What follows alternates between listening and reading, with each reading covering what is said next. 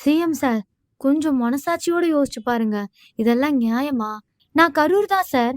உங்க கூட்டத்துல கலந்துக்கிட்டு கஷ்டப்பட்டவங்கள நினைச்சா இப்பவும் மனசுக்கு வருத்தமா இருக்கு. ஆனா அங்க நடந்தத விட என் பொண்ணு இங்க படுற கஷ்டம் அத விட கொடுமையா இருக்கு சார். என் பொண்ணு எம்எஸ்சி கெமிஸ்ட்ரி முடிச்சுட்டு 90% மார்க் எடுத்திருக்கா. சிஎஸ்ஐஆர் பாஸ் பண்ணாதான் பிஹெச்டி பண்ணியும் பிரயோஜனம்னு தைவான்ல கிடைச்ச பெரிய வாய்ப்ப விட்டுட்டு ஹைதராபாத் போய் கோச்சிங் சென்டர்ல தங்கி படிச்சா. அங்க ஊர் தெரியல, மொழி தெரியல. சாப்பாடு ஒத்துக்காம வயிறு புண்ணாகி தனியா ஆஸ்பத்திரி தேடி அலைஞ்சு எவ்வளவோ கஷ்டப்பட்டா. கடைசியில 5 மார்க்ல வாய்ப்பு நழுவி போச்சு. அம்மா, இது பாஸ் பண்ணாலும் பேராசிரியர் வேலைக்கு எலிஜிபிள் மட்டும்தான். வேலைக்கு உத்தரவாதம் இல்ல. அதனால குரூப் 1 படிக்கிறேன். அதுலயாச்சும் வேலை கிடைக்குமான்னு பாப்போம்னு சொல்லி 1 வருஷமா உயிரை கொடுத்து படிச்சுக்கிட்டு இருக்கா. ஆனா இந்த வருஷம் சிலபஸ் மாறிடுச்சு. போர்ஷன் இன்னும் முடியல. அதனால இந்த வருஷம் பாஸ் பண்ண முடியாதுன்னு ரொம்ப மன உளைச்சல்ல இருக்கா. செப்டம்பர்ல குரூப் 1 தேர்வு வருது.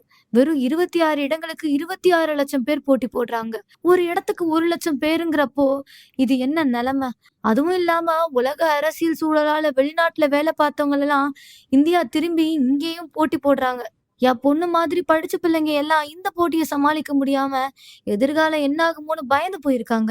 என் பொண்ணு அனுபவிக்கிற இந்த கஷ்டத்தை பாக்குறத விட நான் அன்னைக்கு அந்த கூட்டத்துல அடைஞ்சிருந்தாலே நிம்மதியா இருந்திருப்பேன்னு தோணுது சார். ஒரு எம்எஸ்சி கெமிஸ்ட்ரி முடிச்ச பொண்ணுக்கே இந்த நிலைமைனா மத்தவங்க கதி என்ன? சார், நீங்க எப்போ கரூர் வரீங்க? இதுக்கெல்லாம் ஒரு விடிவு எப்போதான் கிடைக்கும்?